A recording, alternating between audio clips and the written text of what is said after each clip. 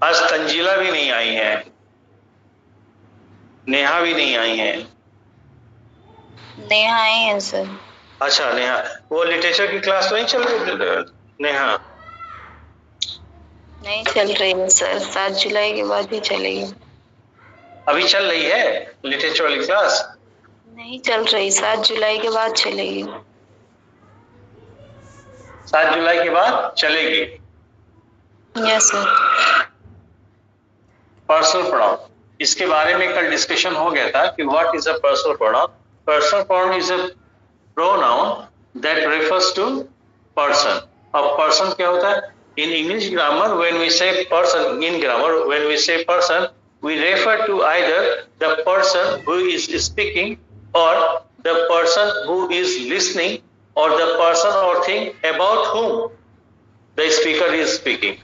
ठीक है, तो इसलिए 3 पर्सन हो गए, फर्स्ट पर्सन, सेकेंड पर्सन और थर्ड पर्सन।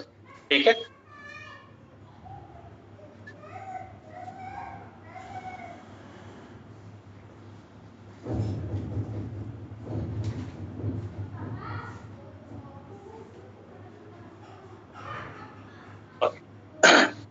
तो इसको जो हम लोग डिफाइन करते हैं वो एक बहुत सिंपल सा तरीका है, क्या कि जो व्यक्ति बोलता है स्पीकर, उसी को हम फर्स्ट पर्सन कहते हैं। The person who speaks, listener, वो हो गया सेकेंड पर्सन। ठीक है, और द पर्सन और thing who is spoken about is called third person. तो जिसके बारे में हम बात कर रहे हैं वो क्या हो जाएगा? Third person. और जो सुनने वाला व्यक्ति होता है, यानी कि हम जिससे बोल रहे हैं, ठीक है, वही तो सुनेगा, वो सेकेंड पर्सन होता है। और जो बोलने वाला व्यक्ति वो हमेशा फर्स्ट पर्सन होता है, राइट। तो यहाँ पे हम देखते हैं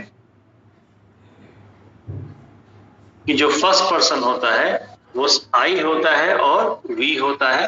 ठीक है, सेकेंड पर्सन हमेशा यू होता है, यू होगा। 2 बार क्यों लिखा है? बोले इधर वाला सिंगुलर है, उधर वाला प्लूरल है, ये सिंगुलर है, ये प्लूरल है। तो जो यू होता है वो अपने आप में सिंगुलर भी होता है और प्लूरल भी होता है। ही, शी, इट और दे, जो इधर लिखे गए हैं ये सब सिंगुलर है और ये प्लूरल है। तो जैसा कि आप लोगों ने देखा था कि प्रोनाउन का या नाउन का 4 फीचर होता है। नाउन का नंबर होता है, नंबर मतलब first person, second, sorry noun का पर्सन होता है। ठीक है, person, first person, second person, third person. फिर उसका नंबर होगा, सिंगुलर या प्लूरल। फिर उसका जेंडर होगा, ठीक है, मैस्कुलिन, फेमिनिन, कॉमन, ठीक है, न्यूट्रल। ठीक है, फिर उसका केस होगा, सब्जेक्टिव, ऑब्जेक्टिव या पॉजेसिव। तो नाउन के भी 4 फीचर होते हैं। और चूंकि नाउन के बदले हम प्रोनाउन को यूज करते हैं, प्रोनाउन के भी 4 फीचर होते हैं। ठीक है, तो जब किसी नाउन को हटा करके प्रोनाउन का यूज करेंगे, यानी कि नाउन को प्रोनाउन से सब्स्टिट्यूट करेंगे या रिप्लेस करेंगे, ठीक है, तो आपको एक खासा ध्यान रखना पड़ता है कि जिस नाउन को आप हटा रहे हैं या प्रोनाउन के माध्यम से जिस नाउन को, ये क्या तरीका है भाई? अभी कोई क्लास में आया है ज्वाइन करने?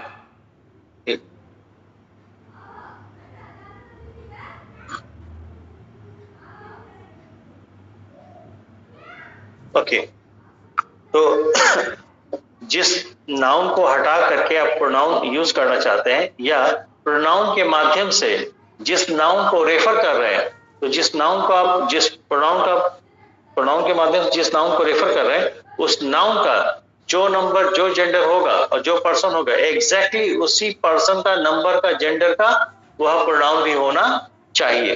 ठीक है, तो हम लोगों ने कल तक के लेक्चर में देखा था कि नाउन अगर पॉजेसिव केस में है तो उसमें एपोस्ट्रोफी एस या सिर्फ एपोस्ट्रोफी लगा होगा। ठीक है, लेकिन अगर नाउन यूं ही लिखा गया है, एज अ वर्ड, बस प्लेन एक नाउन लिखा गया है, तो वो सब्जेक्टिव केस का भी हो सकता है, ऑब्जेक्टिव केस का भी हो सकता है। ये कैसे पता करेंगे कि वो सब्जेक्टिव केस का नाउन है या ऑब्जेक्टिव केस का? बोले प्लेस देख करके, सब्जेक्टिव केस की जगह पे होगा तो सब्जेक्टिव नाउन होगा, ऑब्जेक्टिव केस की जगह पे होगा तो ऑब्जेक्टिव नाउन होगा। सब्जेक्टिव की जगह कितनी होती है? 2। फाइनाइट वर्ब की सब्जेक्ट की जगह पे कोई नाउन या प्रोनाउन है तो हमेशा सब्जेक्टिव केस में रहेगा, क्योंकि वो सब्जेक्टिव की जगह होती है। या फिर सेंटेंस में यदि वर्ब ऑफ इनकम्प्लीट प्रेडिकेशन यूज हुआ है तो वर्ब ऑफ इनकम्प्लीट, देखिए अभी फिर कोई आ गया, समझ में नहीं आता, मतलब हर काम से फुर्सत हो गई, कोई काम नहीं है, चलो क्लास ही कर लेते हैं।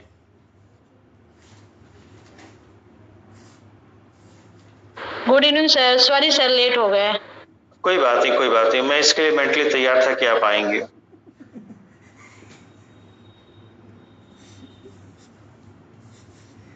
ठीक है, ओके।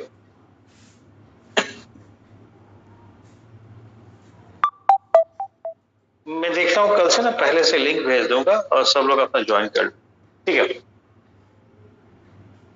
तो हाँ, ऑब्जेक्टिव केस की 2 जगह होगी, सब्जेक्टिव केस। अगर सेंटेंस में कोई वर्ब ऑफ इनकम्प्लीट प्रेडिकेशन है, ठीक है, तो वर्ब ऑफ इनकम्प्लीट प्रेडिकेशन को अपना मीनिंग कंप्लीट करने के लिए एक कॉम्प्लीमेंट चाहिए।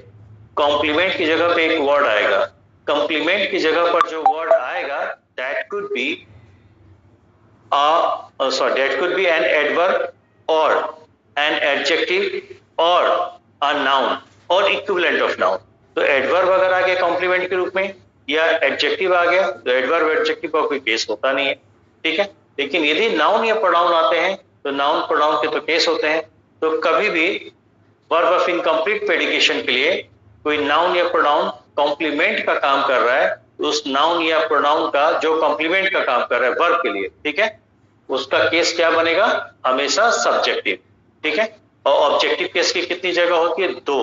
कौन कौन सी?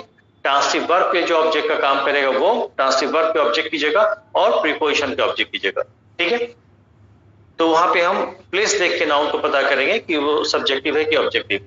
लेकिन प्रोनाउन जो है, प्रोनाउन का केस बदलते उसका फॉर्म बदल जाएगा। सब्जेक्टिव केस का प्रोनाउन अलग होगा, ऑब्जेक्टिव केस का अलग होगा और पॉजेसिव केस का अलग होगा, ठीक है। तो आइए देखते हैं। तो यहाँ पे जितने भी प्रोनाउंस लिखे गए हैं ये सब के सब, इधर तो ये पहले वाले ये सिंगुलर नंबर का है और बाद वाला प्लूरल नंबर का है। स्क्रीनशॉट लेते रहिएगा आप लोग, ठीक है। लेकिन ये जितने भी वर्ड्स लिखे गए हैं they all are of subjective case.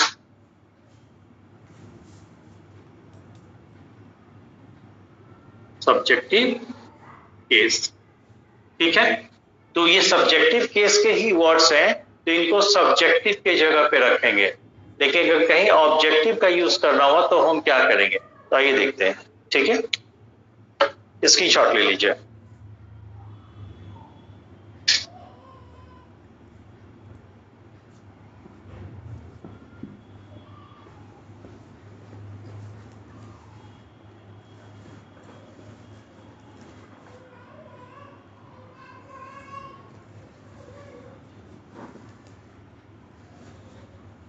Tezu जी कोई दिक्कत तो नहीं है? सब सही चल रहा है मामला?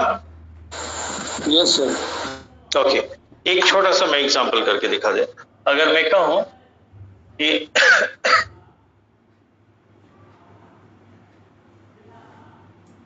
रोहित स्लेप्ट मोहित, या फिर मोहित स्लेप्ट रोहित।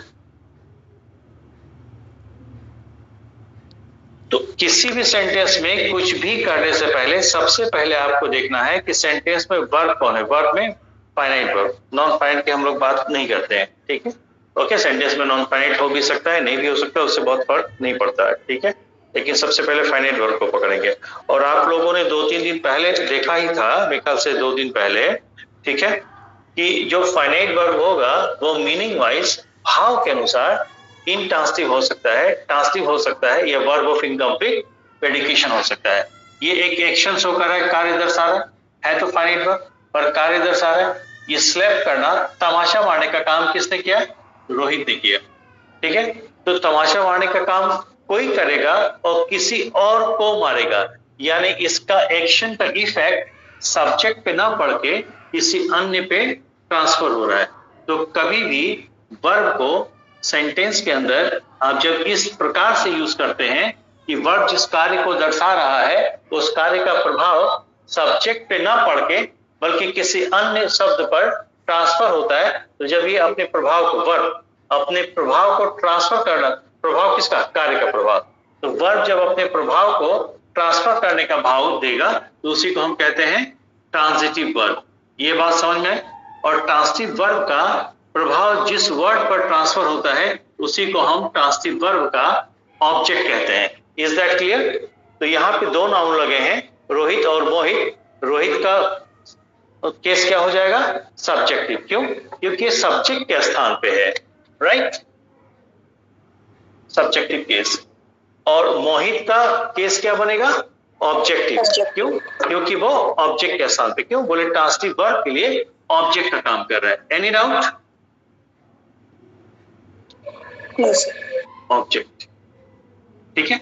लेकिन यहां पे देखिए, यहां भी वही वर्ब है, स्लैप, तमाचा मारा। तो तमाचा मारने का काम किसी ने किया होगा और किसी और को मारा होगा, यानी इस वर्ब का सेंटेंस में जो वर्ब यूज हुआ है, इस वर्ब का जो प्रभाव है, यानी कि वर्ब जिस कार्य को दर्शा रहा है उस कार्य का प्रभाव सब्जेक्ट के ऊपर ना पड़ के किसी अन्य पे ट्रांसफर हो रहा है। तो जब किसी भी सेंटेंस में एक वर्ब को आप इस प्रकार से यूज करें कि उस वर्ब का प्रभाव, वर्ब जिस कार्य को दर्शा रहा है उस कार्य का प्रभाव सब्जेक्ट पे ना पड़ के किसी अन्य शब्द पर, किसी दूसरे वर्ड पे ट्रांसफर होता है, तो उसी वर्ड को हम क्या कहते हैं, ऑब्जेक्ट कहते हैं। ठीक है। तो जब ये ऑब्जेक्ट का काम कर रहा है तो इस नाउन का केस क्या माना जाएगा, ऑब्जेक्टिव। ठीक है।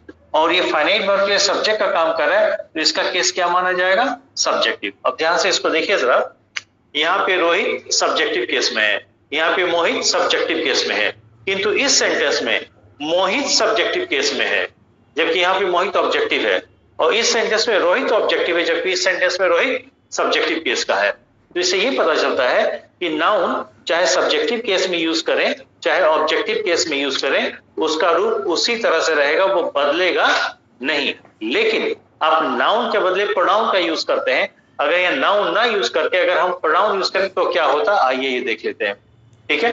अगर यहाँ पे रोहित है तो Rohit third person, masculine gender, singular number, subjective case. यहाँ जो प्रोनाउन आता ही आता, हाँ या ना, और यहाँ जो प्रोनाउन आता हिम आता। ठीक है। तो हमको ऐसा लग रहा है कि हम मोहित के लिए हिम का यूज कर रहे हैं, तो यहाँ भी मोहित यूज हुआ है, तो इस मोहित के बदले क्या हम हिम यूज कर सकते हैं, और ये रोहित के बदले यहाँ पे ही यूज हुआ था, तो क्या हम यहाँ रोहित के बदले ही यूज कर सकते हैं, नहीं। क्यों? क्योंकि ये जो जगह बनी है इस सेंटेंस फाइनाइट वर्ब के सेंटेंस के संबंध में, फाइनाइट वर्ब के सेंटेंस के रिलेशन में, ये जो जगह है सब्जेक्ट की जगह है, तो सब्जेक्ट की जगह पे सब्जेक्टिव केस का ही वर्ड आएगा, और हिम का जो केस है वो सब्जेक्टिव नहीं बल्कि ऑब्जेक्टिव होता है, तो हिम का सब्जेक्टिव क्या होगा, ही होगा। ठीक है। और रोहित के बदले हमने ही यूज कर दिया था, तो ही तो एक प्रोनाउन है थर्ड पर्सन का, नो डाउट, लेकिन ये सब्जेक्टिव केस का है जबकि जगह किसकी है, ऑब्जेक्ट की। तो यहाँ पे ऑब्जेक्टिव केस का प्रोनाउन चाहिए, ऑब्जेक्टिव केस का प्रोनाउन क्या आएगा, हिम आएगा। ये बात समझ में आई? ठीक है। तो इसलिए हमें प्रोनाउन का नंबर जेंडर केस देखना जरूरी है। Shall we proceed? हेलो, देखिए कुछ बच्चों को आगे चल के लग सकता है इसी वर्ब को कहीं ट्रांसटिव कर रहे हैं उसी को इन ट्रांसटिव कर रहे हैं, ये क्या चक्कर है। देखो अगर हम कहें द बॉल स्टॉप, आप लोगों ने देखा होगा मैच वगैरह में, ग्राउंड में बच्चे खेल रहे हैं, किसी ने बॉल को मारा, बॉल को हिट किया, बॉल आगे दौड़ा और जो बाउंड्री पे फील्डर उसको लगा कि दौड़ के इधर आ रहा है, उधर से दौड़ा, पता चला कि रास्ते में रुक गई, तो बॉल को किसी ने रोका, ये बॉल खुद ही रुक गई, खुद ही रुक गई। लेकिन अगर हम ये कहें the fielder stopped the ball,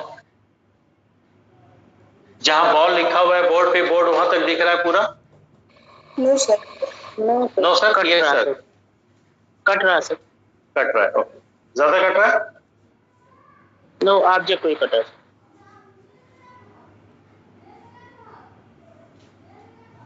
तो यहाँ पे देखिए दोनों ही वर्ब है तो एक ही, लेकिन अब वो ट्रांसिटिव है कि इनट्रांसिटिव, वर्ब को देख के नहीं बता सकते।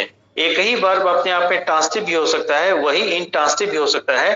डिपेंड करता है कि उसको किस भाव के तहत सेंटेंस में यूज किया गया है। क्या सेंटेंस में जिस सब्जेक्ट के बारे में बता रहा है उसका प्रभाव भी सब्जेक्ट पे ही पड़ रहा है, या सेंटेंस में इस काम को किया तो FILD है, ठीक है ना? नहीं, गलत है।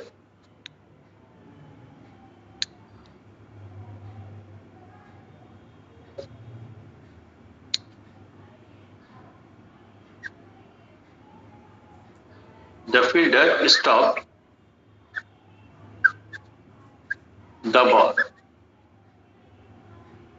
ठीक है?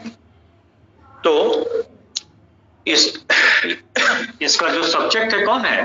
फील्डर है। तो रोकने का काम किसने किया? फील्डर ने किया। और रोकने का प्रभाव फील्डर एंड सब्जेक्ट पे ही पड़ा क्या? फील्डर ने खुद को रोका, किसी और चीज को रोका? बॉल को रोका।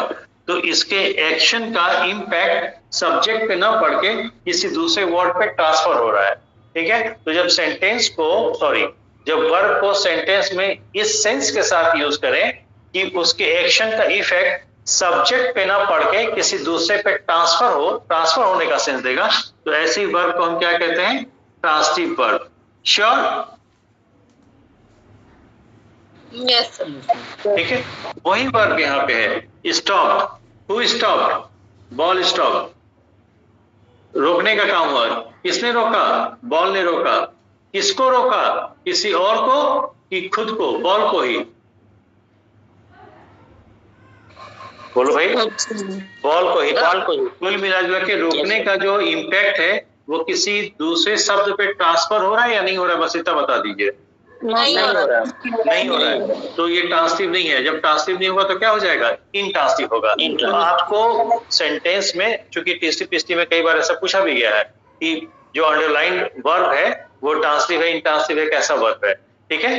तो वर्ब सेम होगा, उसके भाव से आपको पता करना पड़ेगा कि जो दिया गया वर्ब है वो ट्रांसिटिव है या इनट्रांसिटिव है। क्लियर? भाव पकड़ना पड़ेगा।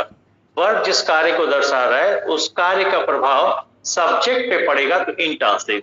सब्जेक्ट पे ना पड़ के किसी दूसरे पर ट्रांसफर हो, जब ट्रांसफर, ऐसे समझिए, ट्रांसफर ट्रांसटिव, ठीक है? तो उसका प्रभाव जब ट्रांसफर होने का भाव देगा तब उस वर्ब को हम क्या कहेंगे? ट्रांसिटिव वर्ब कहेंगे। और ट्रांसफर तो किसी दूसरे शब्द पर होगा, तो ट्रांसिटिव वर्ब का प्रभाव जिस दूसरे शब्द पर ट्रांसफर होता है उसी दूसरे शब्द को ट्रांसिटिव वर्ब का ऑब्जेक्ट कहते हैं।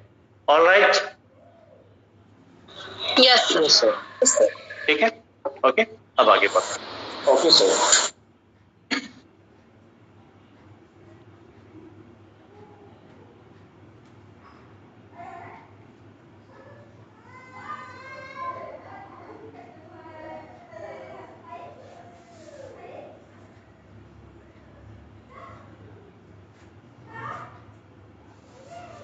देखिए, आप लोगों को क्लास की रिकॉर्डिंग भी मिल जाती है क्लास के बाद, और ये सारा एफर्ट, इतना पेंस, ये सब अकेले प्रेम जी लेते हैं। ओके, आइए देखते हैं। जैसे कि अगर बोर्ड पूरा दिख रहा है, थोड़ा बहुत कट रहा है, इधर ये एंड पूरा दिख रहा है जहां मैंने हाथ रखा हुआ है? Yes sir. नहीं, थोड़ा सा और इधर आइए। थोड़ा ही ना, चलो ठीक है, ठीक है। ये देखो जहां पेन है, ये रुको, ये लाइन दिख रही है? यस सर, यस सही। ठीक है, ये लाइन दिख रही है? No sir. नहीं सर। No sir. No sir. ये लाइन दिख रही है? हाँ सर, यस सर। बॉर्डर पे ही है। यस सर, बॉर्डर पे, चलो ठीक है, हम चला लें। नहीं तो कैमरा को पीछे करेंगे थोड़ा, ठीक है? विजिबिलिटी प्रॉपर है सबको? Yes sir. Yes sir. आज तंजीला आई है क्या कि नहीं आई है? अब देखिए, मैंने 2 घंटे की क्लास का टाइमिंग तो दिया था, 1.5 घंटे का, लेकिन हो सकता है थोड़ा एक्सीड कर जाए, कोई परेशान तो नहीं होगा अगर 8 बजे तक क्लास छोड़ दो? नहीं, ओके। No sir. ठीक है, देखो फर्स्ट पर्सन,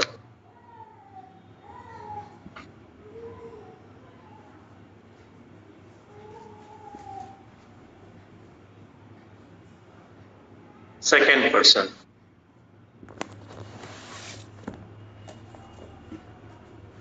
और थर्ड पर्सन।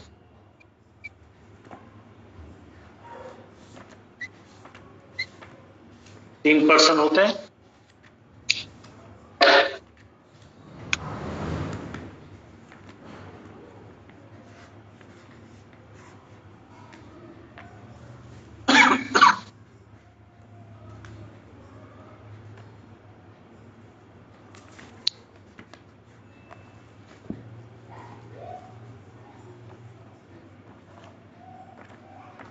ये रेटिंग हल्का फुल्का दिख रहा है आप लोगों को?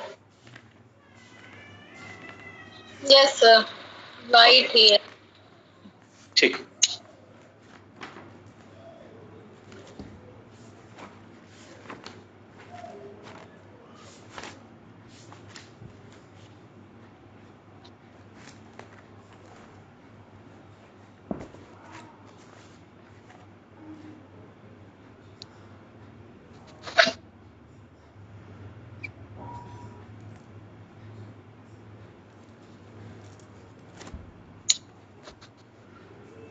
देखिए तो ये तो first person, second person, third person हो गया।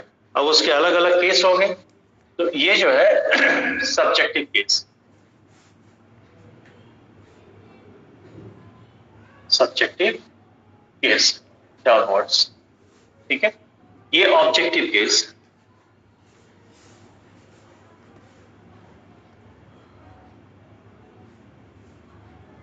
ओके। और ये है पजेसिव केस,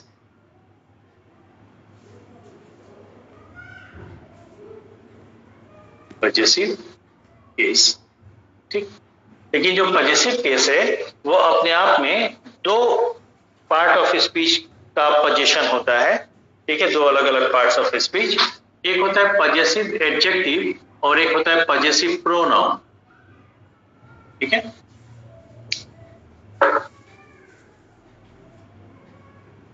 पजेसिव एडजेक्टिव और पजेसिव प्रोनाउन,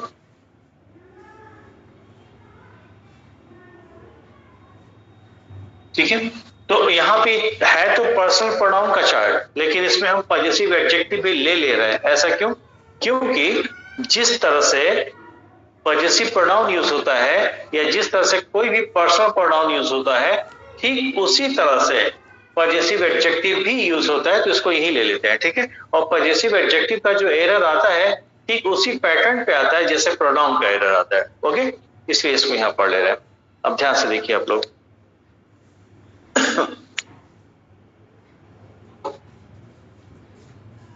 जैसे फर्स्ट पर्सन क्या होगा? I singular, we plural, you singular, you plural, he she it और दे, ठीक है। ऐसे देखिए, अगर मान लीजिए कि कहीं शी लिखा है, इसने पूछा बताओ कौन सा पार्ट्स ऑफ स्पीच है, बोले प्रोनाउन है, ठीक है। अगले ने फिर क्वेश्चन किया, प्रोनाउन तो 9 तरह के होते हैं, कौन सा प्रोनाउन है 9 में से? बोले पर्सनल प्रोनाउन है। बोले पर्सनल प्रोनाउन तो 3 अलग अलग पर्सन के होते हैं, किस पर्सन का है? बोले थर्ड पर्सन का है, आया ना। फिर थर्ड पर्सन में किस केस का है? बोले सब्जेक्टिव केस का है। बोले किस जेंडर का है? बोले फैमिली जेंडर का है। फिर पूछा क्या? पर्सन, सब्जेक्ट और जेंडर। फिर क्या बचा? नंबर। सिंगुलर है या प्लूरल है? बोले ये सिंगुलर है। Any doubt? ठीक उसी तरह से आई जो है फर्स्ट पर्सन का है, और चूंकि यहाँ पे जितने सब सब्जेक्टिव केस में है, I, we, you, he, she, it, they, ये सिर्फ सब्जेक्ट की जगह पे आएंगे या सब्जेक्टिव की जगह पे आएंगे, ठीक है। तो ये सिंगुलर नंबर का है, नंबर इसका सिंगुलर, और आई का जेंडर क्या है? कॉमन है। अब ऐसे देख लीजिए, आई एक प्रोनाउन है, फर्स्ट पर्सन में है तो फर्स्ट पर्सन प्रोनाउन, केस क्या है सब्जेक्टिव, नंबर क्या है सिंगुलर, जेंडर क्या है कॉमन। क्लियर है? उसी तरह इसका भी जेंडर क्या है कॉमन, ठीक है, और इसका नंबर क्या है प्लूरल। ऑलराइट, केस क्या है सब्जेक्टिव, पर्सन क्या है फर्स्ट।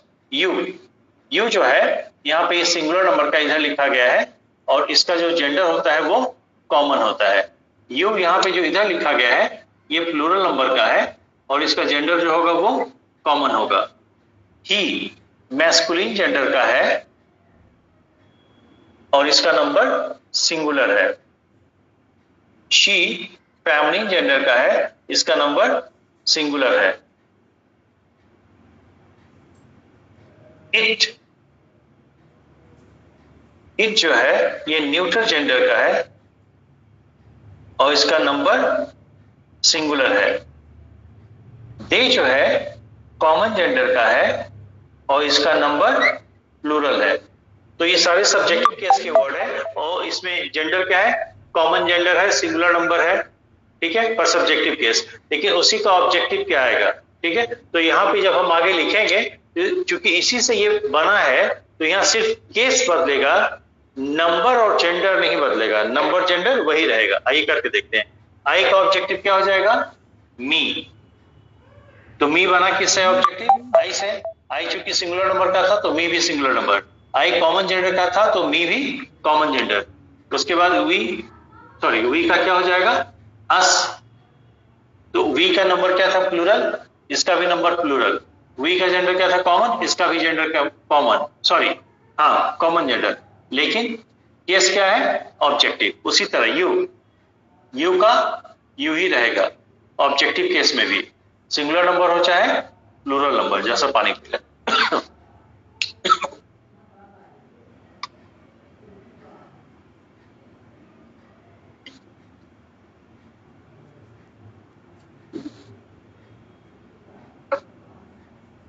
देखो, यू सेंड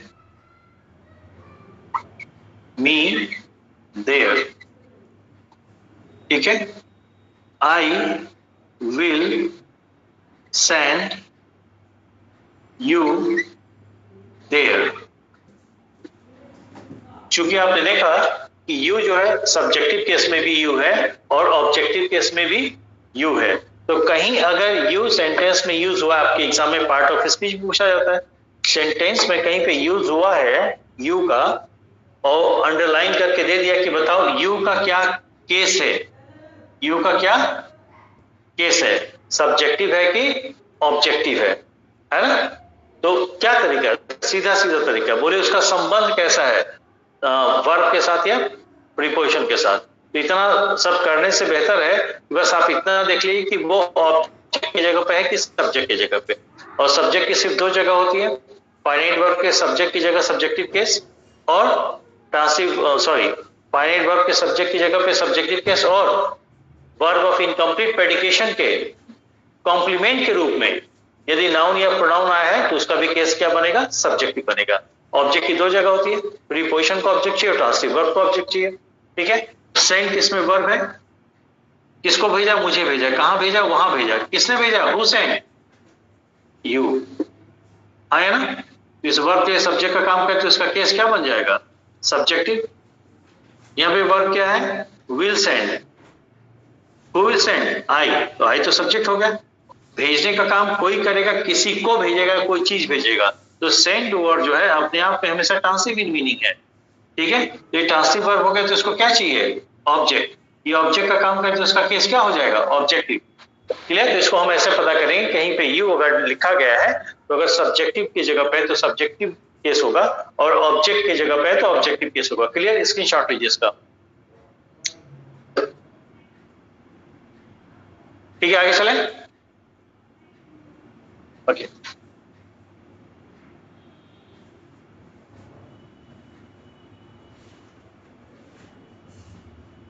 फिर देखिए ही का ऑब्जेक्टिव हिम, ठीक है। शी का ऑब्जेक्टिव हर, इट का ऑब्जेक्टिव इट का ऑब्जेक्टिव इट खुद ही होगा, ठीक है, और दे का ऑब्जेक्टिव देम।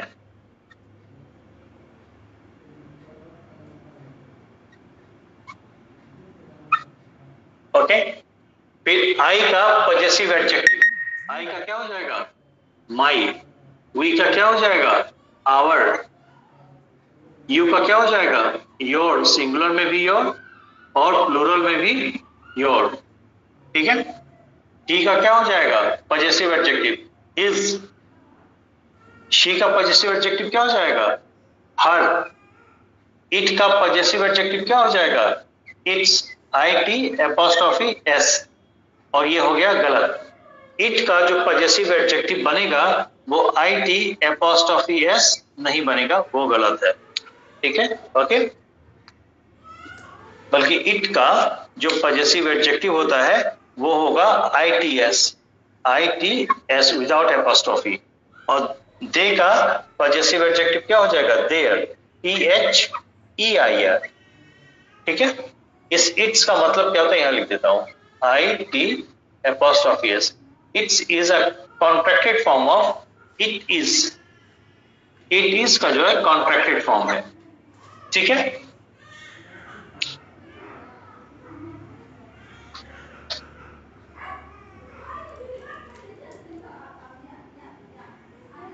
ये सॉरी, आई का पॉजेसिव प्रोनाउन क्या होगा माइन, और वी का क्या हो जाएगा आवर्स, इसका ध्यान रखिएगा, आवर्स आवर वर्ड एस के साथ, ठीक है। आवर है तो पॉजेसिव एडजेक्टिव है, आवर्स है तो पॉजेसिव प्रोनाउन है, जिसको आवर्स वर्ड को हम लोग यूज ही कम करते हैं थोड़ा, है ना, थोड़ा अजीब सा लगता है। तो ये योर्स हो जाएगा YOURS, योर्स, सिंगुलर भी और प्लूरल भी योर्स, ठीक है। ही का पॉजेसिव प्रोनाउन जो है वो हिज ही होता है, शी का पॉजेसिव प्रोनाउन हर्स होता है, HERS, ध्यान रखिएगा, बहुत कम यूज करते हैं इसको हम लोग, नहीं। और इट का जो पॉजेसिव प्रोनाउन है वो होता ही नहीं, there is no possessive pronoun form, there is no possessive pronoun form of it, okay. और दे का जो होता है वो देयर्स हो जाएगा, THEIRS, ओके। आइए इसमें देखते हैं क्या, जैसे हम लोग के एग्जाम में ये तो पर्टिकुलर यूज आएगा ही कि पॉजेसिव एडजेक्टिव यहाँ पे रखना चाहिए, अगर पोजीशन का भाव दे रहा है, या ऑब्जेक्ट की जगह है तो ऑब्जेक्टिव केस का वर्ड आएगा, सब्जेक्टिव की जगह है तो सब्जेक्टिव केस वाला वर्ड आएगा, वो तो ठीक है, और उस पर हम लोग बात करेंगे, डिटेल उसको देखेंगे। लेकिन हमारे एग्जाम में ये भी पूछा जाता है, एक सेंटेंस दे देगा, सेंटेंस में एक पर्टिकुलर वर्ड को अंडरलाइन कर देगा, अब पूछेगा बताओ कौन सा पार्ट ऑफ स्पीच है, ठीक है। तो हम तो यही जानते हैं कि हर पॉजेसिव एडजेक्टिव होता है, सॉरी पॉजेसिव ऑब्जेक्टिव केस का होता है, शी का ऑब्जेक्टिव केस हर होता है, लेकिन यहां देखा कि हर जो है पॉजेसिव एडजेक्टिव भी है, ठीक है। तो इनको एक साथ ले लेते हैं, ठीक है। तो ये हर जो है पॉजेसिव एडजेक्टिव भी है और शी का ऑब्जेक्टिव केस भी है, ठीक है ना। उसी तरह से अगर आप देखें तो ये हिज जो लिखा गया है, हिज पॉजेसिव प्रोनाउन भी है और हिज पॉजेसिव एडजेक्टिव भी है, ठीक है। तो हम सिर्फ कहीं पे हिज लिखा है तो ब्लाइंडली नहीं कह सकते हैं कि हिज पॉजेसिव एडजेक्टिव भी है, वो पॉजेसिव प्रोनाउन भी हो सकता है कि नहीं।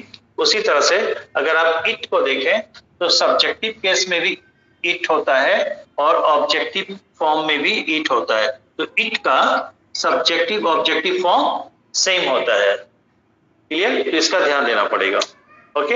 एक बार इसका स्क्रीनशॉट लिए तो हम थोड़ा सा आगे बढ़ते हैं इसमें।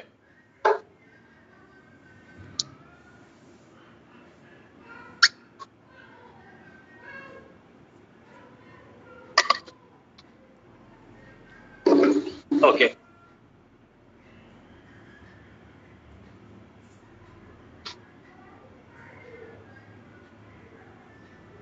बोले हम छोटे बच्चों को सिखाते हैं, हम लोग जो लोग ट्यूशन पढ़ाते होंगे या कोचिंग वगैरह में पढ़ाते हैं, ठीक है, बेटा कहाँ माई का यूज करना है, कहाँ माइन का यूज करना है, ठीक है। और दोनों का चूंकि मीनिंग एक ही जैसा है तो हमको बहुत कई बार समझ में नहीं आता अगर कॉन्सेप्चुअली हम नहीं समझे इन चीजों को तो, ठीक है। तो अब यहाँ पे देख के लग रहा है कि माई हमेशा क्या है, पजेसिव एडजेक्टिव है, और माइन क्या है, पजेसिव प्रोनाउन है। कोई भी एडजेक्टिव हो तो एडजेक्टिव अकेला यूज नहीं होगा, एडजेक्टिव हमेशा किसी नाउन को क्वालिफाई करेगा। और अगर कोई पजेसिव प्रोनाउन है तो प्रोनाउन कहाँ आता है, नाउन की जगह पे, वो किसी नाउन को क्वालिफाई नहीं करेगा। जैसे दिस इज माइन बुक, या दिस बुक इज माई, ठीक है, ऐसा हमने लिख दिया, ठीक है। अगर जो लोग इसको पढ़े होंगे प्रोनाउन के चार्ट को डिटेल में, तो वो देखेंगे यहाँ पे माई लगा है और यहाँ पे माइन लगा है, ठीक है। तो चार्ट अगर पहले से पढ़े हुए तो आपको पता चल जाए कि माई जो वर्ड है वो कभी भी पजेसिव प्रोनाउन हो ही नहीं सकता, हमेशा पजेसिव एडजेक्टिव है। और जब ये हमेशा पजेसिव एडजेक्टिव है या किसी भी प्रकार का एडजेक्टिव है तो हमेशा एक नाउन को क्वालिफाई करेगा, नहीं इसके बाद एक नाउन आना चाहिए। और ये माइन जो है ये पजेसिव प्रोनाउन है, पजेसिव प्रोनाउन है तो खुद नाउन के जगह पे रहेगा, ये किसी नाउन को क्वालिफाई नहीं करेगा। और हिंदी के अनुसार आप देखें, दिस इज माइन बुक, ये मेरी किताब है, दिस बुक इज माई, ये मेरी किताब है, दोनों ही हिंदी के अनुसार मेरी का भाव दे रहा है, यानी पोजीशन का भाव दे रहा है, ठीक है। तो है तो दोनों पजेसिव वर्ड, दिक्कत क्या फंस गई, ये देखिए, ये मेरी जो है किसको क्वालिफाई कर रहा है, बुक को। बुक क्या है, नाउन। तो जब नाउन को क्वालिफाई किया तो ये जगह प्रोनाउन की बनेगी कि एडजेक्टिव की बनेगी, एडजेक्टिव। तो यहाँ पे माई ना आके माई आना चाहिए, क्लियर। और ये क्या है, दिस बुक इज माई, माई तो क्या कह रहा है, मेरा, लेकिन आप जान ही रहे हैं कि माई मेरा के भाव में मेरा का ही भाव है, ठीक है। ये हमेशा पजेसिव एडजेक्टिव है, और पजेसिव एडजेक्टिव का हम यूज करते ही हैं किसी नाउन को क्वालिफाई करने के लिए, और आगे कोई नाउन है नहीं, क्लियर। तो ये पजेसिव एडजेक्टिव की जगह बनेगी नहीं। फिर दूसरा देखते हैं, क्या इज है, इज वर्ब ऑफ इनकम्प्लीट प्रेडिकेशन है। कल आप लोग देखा था कि वर्ब ऑफ इनकम्प्लीट प्रेडिकेशन को एक कॉम्प्लीमेंट चाहिए, और कॉम्प्लीमेंट नाउन भी हो सकता है, तो यहाँ एक नाउन चाहिए, तो क्या होगा, दिस इज माई, अच्छा माई हो गया, तो दिस बुक इज माई न होकर के मेरा का ही भाव देने के लिए क्या हो जाएगा, माइन हो जाएगा। अब माइन अपने आप में एडजेक्टिव है कि प्रोनाउन है, प्रोनाउन है, बोलिए, ठीक है, प्रोनाउन। तो कॉम्प्लीमेंट की जगह पे प्रोनाउन तो आ ही सकता है, आया ना, यस सर। बात समझ में आई, यस सर। क्लियर है, yes sir, positive pronoun, yes sir. हाँ ठीक है, इसका स्क्रीनशॉट ले तो आगे बता दें इस कैसे इसको हम लोग वेरीफाई करेंगे। ओके, मैं भी आ रहा हूं।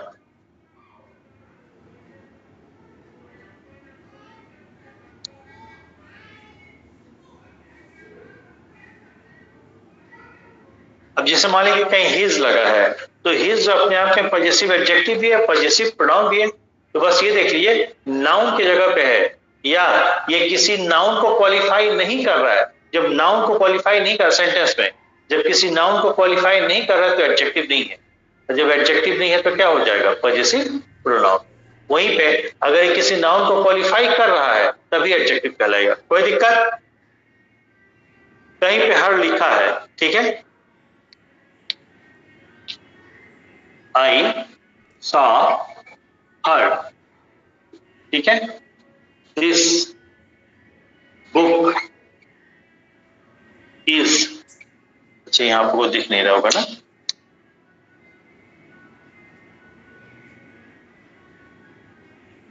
स्क्रीनशॉट लेके जाइएगा आप लोग, हाँ, दिस बुक इज हर, ठीक है, आई सॉ हर, ठीक है। एक और मैं लिख दे रहा हूं, ब्लैक इंक से लिख दे रहा हूं, दिस इज हर बुक, ठीक है। अब देखिए यहां भी हर है, यहां भी हर है, यहां भी हर है, ठीक है। जो ब्लैक इंक से लिखा गया है हर, वो कौन सा पार्ट ऑफ स्पीच है? पजेसिव एडजेक्टिव है, पजेसिव प्रोनाउन है, क्या है? पजेसिव एडजेक्टिव, बुक को क्वालिफाई कर रहा है, ठीक है। आई सॉ हर, क्या केस है इसका?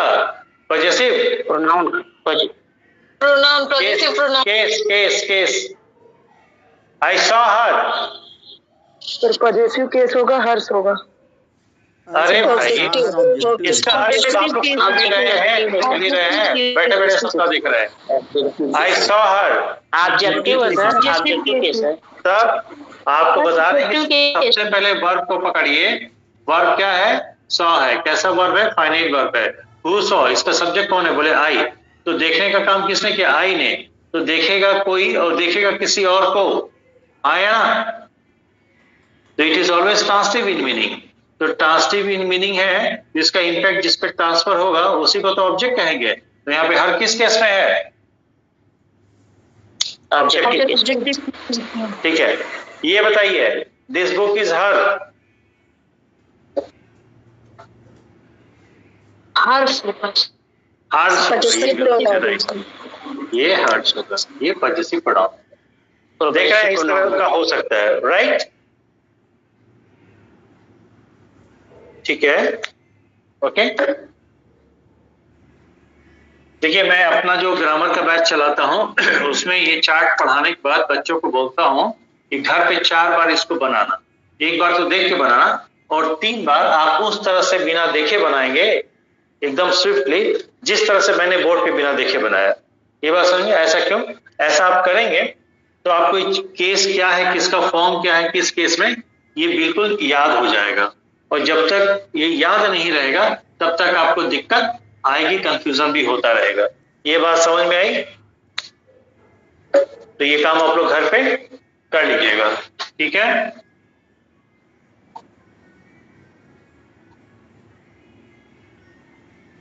ठीक है, एक चीज और देखिए, जो ये यू है एज अ सब्जेक्ट, तो सब्जेक्ट किसका होता है? आप लोग पढ़ ही चुके हैं, सब्जेक्ट फाइनाइट वर्ब का होता है, ठीक है। प्रॉपर सब्जेक्ट फाइनाइट वर्ब का होता है। 2 सब्जेक्ट होता है ना, एक पूरे सेंटेंस का सब्जेक्ट होता है और एक फाइनाइट वर्ब का पर्सनल सब्जेक्ट होता है। और सब्जेक्ट वर्ब एग्रीमेंट में फाइनाइट वर्ब एग्री करता है किससे? अपने पर्सनल सब्जेक्ट से। तो अगर कहीं पे यू है as a subject, subjective case का है, तो वो नहीं लिखा, ठीक है, एज अ सब्जेक्ट। तो उसके बारे में कौन बताएगा? फाइनाइट वर्ब बताएगा। तो अगर you as a subject use हुआ है तो पॉसिबिलिटी है, पॉसिबिलिटी क्या? हाँ, यस, पॉसिबिलिटी होगी कि यू जो है एज अ सब्जेक्ट सिंगुलर हो सकता है या प्लूरल हो सकता है। लेकिन यू को बताने के लिए जो वर्ब आएगा हमेशा प्लूरल ही आएगा। क्लियर? स्क्रीनशॉट लीजिए, ओके। ठीक, एक तो जो हमने एक्सपीरियंस किया है कॉन्वेंट एजुकेटेड स्टूडेंट्स के साथ रह करके, ठीक है, या कैजुअली कुछ लोग जो मतलब बहुत इंग्लिश बोल लेते हैं, लिख लेते हैं, ठीक है, तो भाषा भाव के खातिर इस्तेमाल हो तो कोई दिक्कत नहीं। लेकिन ग्रामेटिकल यूज अगर देखें तो आप लोगों ने देखा होगा वो लोग लिखते हैं कई बार बच्चे YOUR योर, ठीक है, एपोस्ट्रोफी S, ठीक है, या फिर उनको बता दिया है कि किसी वर्ड के अंत में S, किसी वर्ड के अंत में अगर S पहले से लगा है, जैसे यहाँ पे योर्स, तो वहां एपोस्ट्रोफी सिर्फ लगाना, उसके बाद S मत लगाना, बात भी सही है, ठीक है। तो इस तरह से कई बार हम देखा है बच्चे कर देते हैं और देखने में बड़ा स्टाइलिश लगता है, ठीक है, पर यह है बड़ा गलत। क्यों गलत है, कैसे गलत है, इसको समझिए। आपने इसमें क्या जोड़ा? Apostrophe S।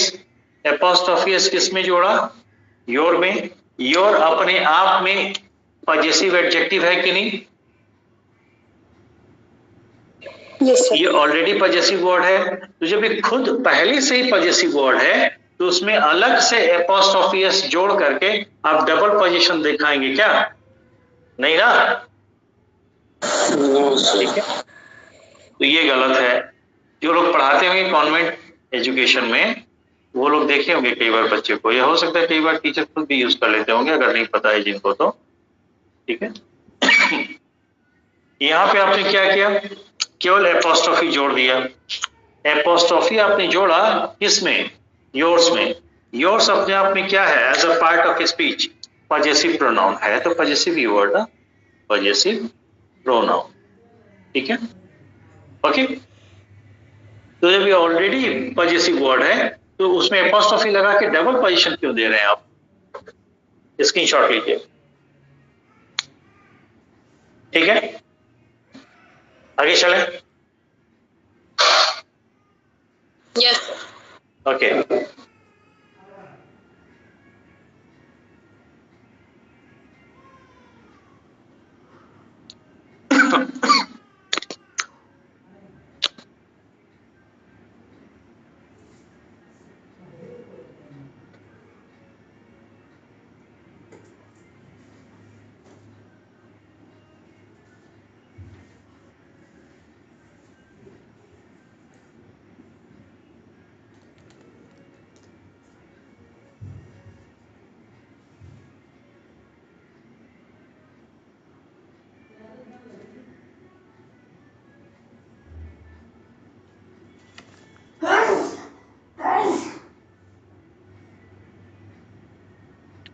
पूजा आई हैं?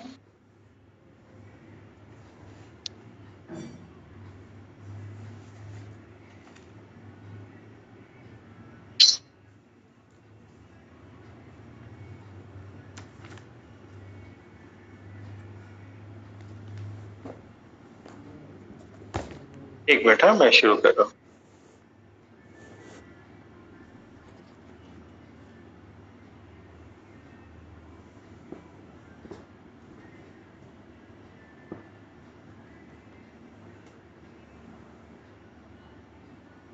ओके, देखिए अगर हम कहें पेन्स, एक नाउन है, इस नाउन का पर्सन होगा, नंबर होगा, जेंडर होगा, केस होगा। ठीक है, और हम चाहते हैं इस नाउन के बदले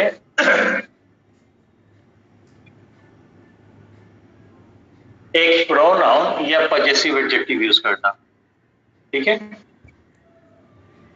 पजेसिव एडजेक्टिव यूज करना। ठीक है, तो इस पेन का जो नंबर अभी हमें समझ में आ रहा है, सॉरी पर्सन समझ में आ रहा है, जनरली थर्ड मान लेते हैं। नंबर क्या है, प्लूरल है, और जेंडर क्या है, ऐसा नहीं, नंबर में सिंगुलर ही लेता, नंबर इसका सिंगुलर है, जेंडर न्यूटर है, और केस क्या है, सब्जेक्टिव ऑब्जेक्टिव कुछ भी हो सकता है, तो अभी छोड़ दिए, क्योंकि जब तक वो सेंटेंस में यूज नहीं होगा, एक पर्टिकुलर प्लेस पे नहीं रखा जाएगा, तब तक नहीं पता चलेगा केस क्या है। ठीक है, तो हम अगर कोई प्रोनाउन यहाँ पे यूज करना चाहते हैं तो वो थर्ड पर्सन का ही होना चाहिए, सिंगुलर नंबर का ही होना चाहिए, और न्यूटर जेंडर का ही होना चाहिए। ठीक है, तो जब हम कोई प्रोनाउन यूज करना चाह रहे हैं, इसको किसी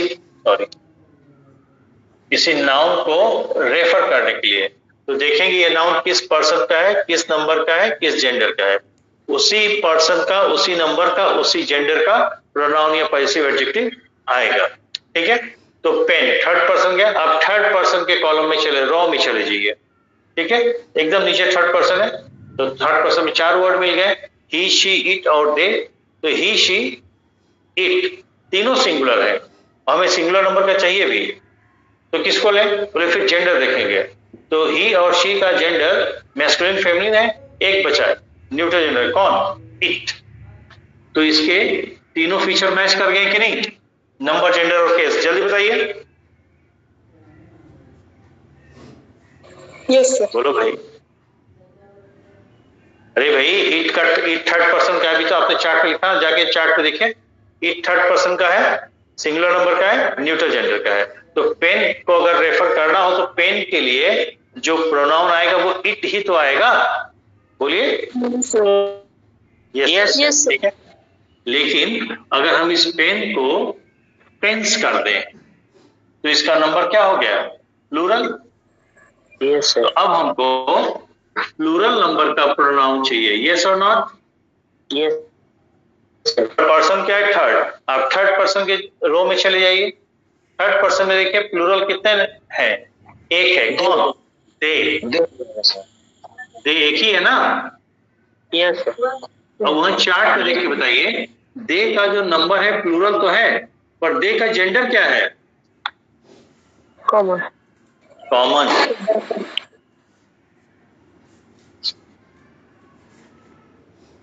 तो जब आप प्लूरल नाउन ले रहे हैं न्यूटर जेंडर का, तो उसके लिए आपके पास जो प्रोनाउन है वो प्लूरल नंबर का और न्यूटर जेंडर का ही होना चाहिए, हाँ या ना?